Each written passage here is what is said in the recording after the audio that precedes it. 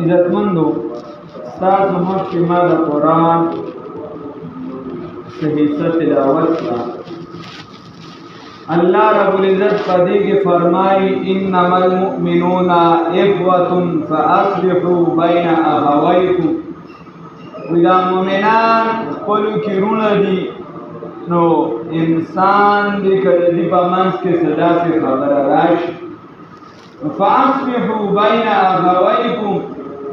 د دې ورونو ترمنځ د دې مسلمانانو ترمنځ تاسو روغه جوړه راولئ. الله دې توفیق راکړي. عزتمندو سیدنا انس رضی الله تعالی عنہ د رسول الله صلی الله علیه وسلم نه روایت کوي، وی زمونږ استاد خپل پیغمبر محبوب کبریا حضرت محمد رسول الله صلی الله علیه وسلم فرمائے لا تقاطعوا ولا تدابروا ولا تباغضوا. اے خلقو دا یو بل سره تعلق مکړ کوئ، اے زما امتا، اے مسلمانا دا یو بل سره کته تعلق مکوئ، تعلق مکړ کوئ. ولا تدابروا،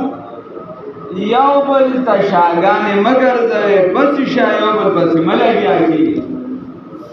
ولا تباغضوا، او یو بل سره بغض مساته، رسول الله صلی الله علیه وسلم فرمایي. بیا فرمایي ولا تحاسدوا، او یو بل سره حسد مساته. دا هغه شخصیت فرمایي چې کوم شخصیت ما او تا په دې فخر کوو چې موږ امتیان د حضرت محمد رسول الله صلی الله علیه وسلم، هغه ما او تا ته لار ښیي چې لا تقاطعوا ولا تدابروا ولا تحاسدوا. تاسو تعلق مګډ کوئ، یو بل پسې پسې شا چې دې خپې مه وهئ، یو بل پسې خبرې مه کوئ. تاسو یو بل سره بغض مساته، حسد مساته. وکونوا عباد الله اخوانا، اے دا الله بندگانو دا یو بل رونه وګرځئ. الله رب العزت فرمایي دا څه کوي؟ رسول الله صلی الله علیه وسلم فرمایي وکونوا عباد الله اخوانا، دا الله بندگانو خپلو کې رونه وګرځئ. بیا فرمایي ولا يحل لمسلم ان يهجر اخاه، دا یو مسلمان بنده د پاره دا جایز ندی چې کلمه د لا اله الا الله ویلی دی، وی چې خدای استا بنده یم، ستا وحدانیت منم، د رسول الله صلی الله علیه وسلم رسالت منم، نو چې اقرار د کلمې د لا اله الا الله کړی، چې اقرار د کلمې د لا اله الا الله کړی دی، نو دا الله محبوب فرمایي دله جایز ندی ان یهجر اخاه فوق ثلاث، چې دې د خپل مسلمان رور سره د درې ورځو نه زیاته دا وران وکړي، دله د دې اجازت نشته. که دې ځان د الله بنده مني او دې ځان د رسول الله صلی الله علیه وسلم امتی مني، نو دله دا اختیار موږ نه دی ورکړی. دغه شان رسول الله صلی الله علیه وسلم فرمایي، وی سمع، دا یو صحابی دی جابر رضی اللہ تعالی عنہ دی، وی سمعت رسول اللہ، اور ادھری می دا اللہ کل محبوب صلی اللہ علیہ وسلم نا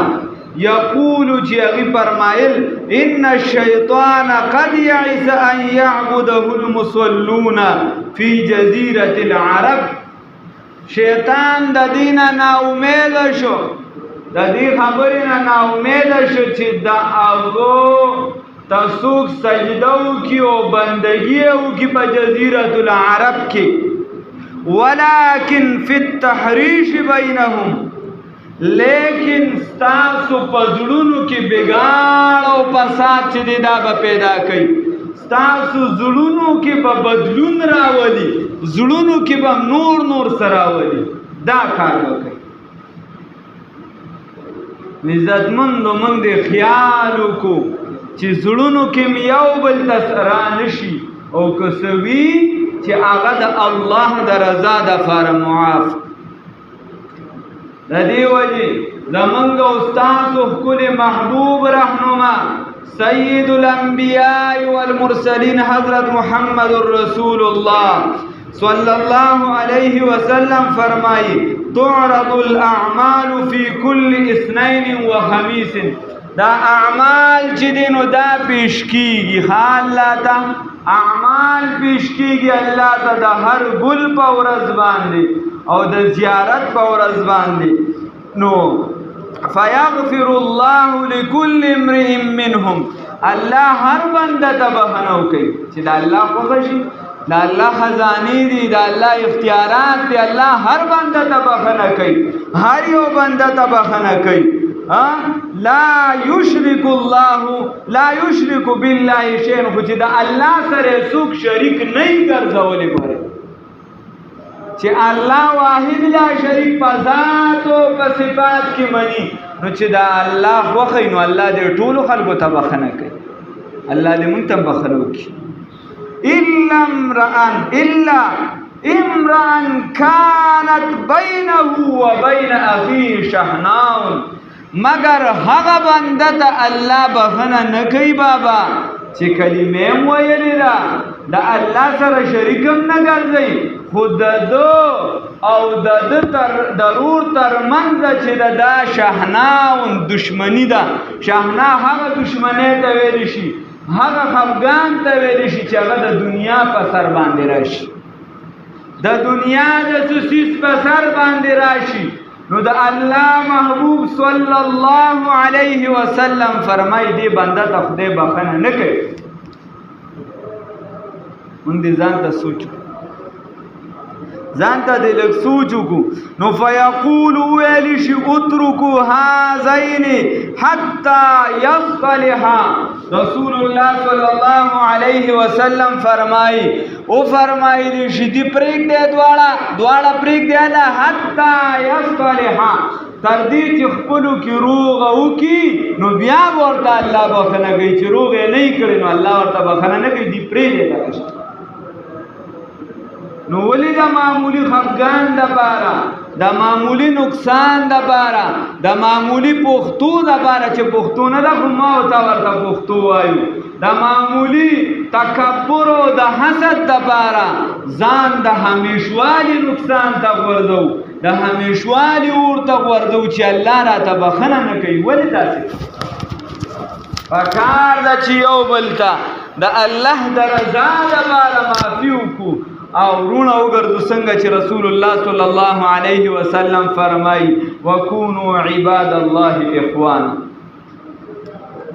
رسول الله صلی الله علیه وسلم فرمایي لا یحل لمسلم، حلال ندی د یو مسلمان بنده دپاره ان یهجر اخاه فوق ثلاث، چې دې د دې خپل روح سره د دې مسلمان سره روانه وکړي زیاته د 3 ورځو، روانه وکړي زیاته د 3 ورځو. فمن هجر فوق ثلاث، خو چې بیا د رسول الله صلی الله علیه وسلم د ارشاداتو ته چا نه کتو، د قرآن آیاتونو ته ونه کتو انما المؤمنون اخوة دیتے انکتا رسول اللہ صلی اللہ علیہ وسلم دراتکتے انکتو دغه د اوی د ملګرتیا ته انکتو نو چاچ د دې 3 ورځې بیا روانه زیات کړه فماتا رسول الله صلی الله علیه وسلم فرمای بس مړ شو نو دخل النار ورته داخل شو.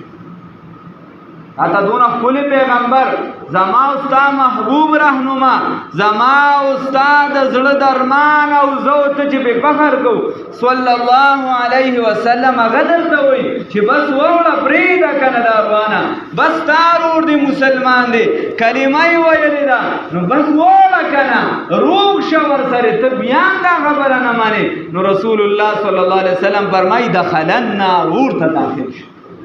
او چې رسول الله صلی الله علیه وسلم وی ورته داخل شه کنه کاکا ما او تابع پکې سن شکول ها آرام شخصیت نه ها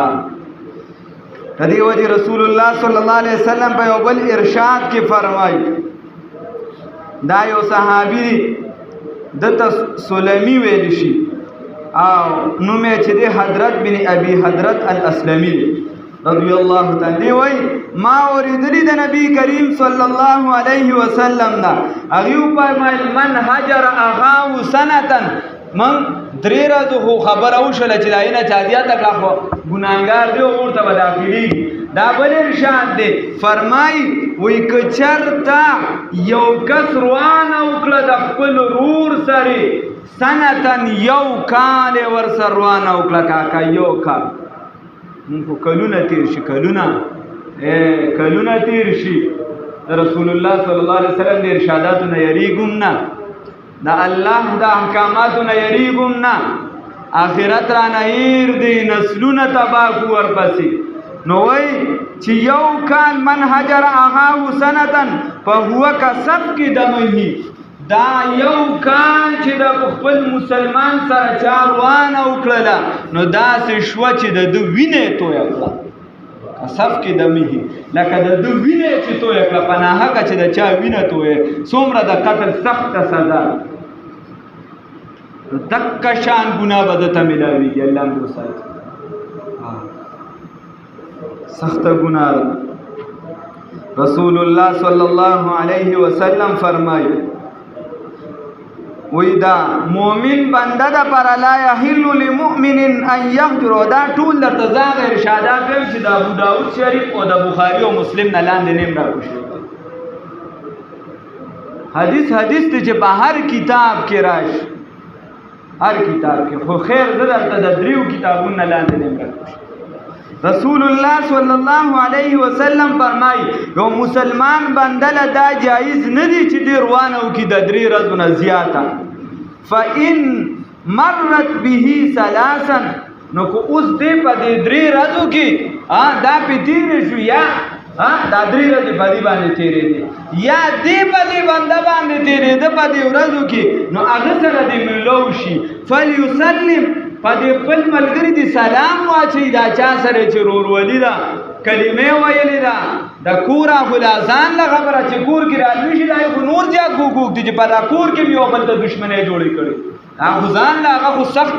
هغه د دینه مازاب سخت دا یاد ساتي هغه د دینم سخت ځکه یې سر نور حقوق ډیر وابسته چرته د رورولې چرته د خاندان چرته د کلی ولس ځان دا چې صرف کلمه ویلې ده په درې ورځو کې په تیر شنو سلام به واچو رسول الله صلی الله علیه وسلم فرمایي فإن رد عليه السلام نو هغه د سلام جواب ورکړ نو فقط اشترک فی الاجر دواړه په ثواب کې شریک شو ولې دا غم خفقان ولې کې وتا ته سلام واچو هغه چلو بس پرې دوا جواب درک بس کیسه ختم شو نو دواړه په اجر کې شریک شو الله توفیق راکړي وَإِن لَمْ يَرُدَّ عَلَيْهِ او کچرتا دبی دا سلام واپس نکو چپ پاتی شو نو فقط باب الاسم دراتا گو که پا گناه باندی چی دبی دا سلام واچو او جواب ورنکو رسول اللہ صلی اللہ علیہ وسلم فرمائی وخرج المسلم من الهجرت او اوت دا مسلمان دروانی نزک دخپل کڑو محنتو کو دا سلام کو دی خوالا دی چی دی روانی نو پکار دادی چې مونږ مسلمانان یو الحمدلله ټول کلمه ویلې ده فرسول الله صلی الله علیه وسلم ایمان راوړی دی د دې اقرار کو په دې فخر کو الحمدلله نو ولې روانه کو ولې یو بل سره تعلق خراب کو چې باغی باندې الله هم ناراضه او دنیا کې څه پیدا نشي د دنیا په اعتبار سره دروانو خدای شته که څه پیدا هیڅ پیدا نشي یو کال روانه یو که زر کال روانه نقصان دی او سراسری د دنیا او د آخرت نقصان دی د دنیا په اعتبار سره د خفګان ذریعه د رسول الله صلی الله علیه وسلم د الله رب العزت نو ولې یو بل نه چې دی روانه کو یو بل سر په کورونو کې خلک هم ساتي خاندان کې ساتي تا سره چا ډیر زیاتې کړي دا یو لپس کافر چې د الله د لپاره مې بس د الله نه لوی څه او ته چې د الله د لپاره معافیو کې یو بل سره یو شي نو الله رب العزت بتعالی داسې ځای کې برتری درکړي، داسې عزت به درکړي، د داسې طرفه به عزت درکړي، د داسې طرفه به رزق درکړي، د داسې طرفه به ستا لار سمه کړي چې لا یحتسب ستا به په وهم او ګمان کې نه. الله دې توفیق راکړي. د الله د رضا دپاره پکار دی چې موږ یو بل ته بخښنه کوو او د الله د رضا دپاره یو بل معاف کوو. الله دې راته معافي وکړي.